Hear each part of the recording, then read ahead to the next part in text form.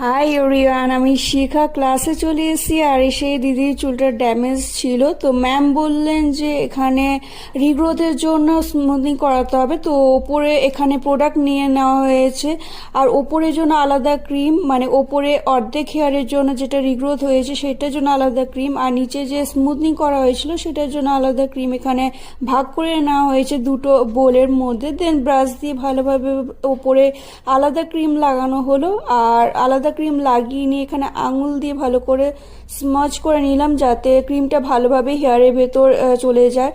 আর দেন এখানে পুরো চুলটা ধুয়ে দেওয়া হয়েছিল 45 মিনিট রেখে দেওয়ার পর। ট্যালকাম কোম দিয়ে পরপর হেয়ার সেকশন করে নেওয়ার পর এখানে স্ট্রেটনিং দিয়ে পুরো চুলটাতে স্ট্রেটনার করার পর তোমাদের ফাইনাল জাস্ট লুকটা দেখায় কতটা অসাধারণ লাগছে। আর রিগ্রোতে এতটা ব্যালেন্স বিগড়ে যাওয়ার পর এই স্মুথনিংটা দেখতে জাস্ট অসাধারণ লাগছে। টাটা।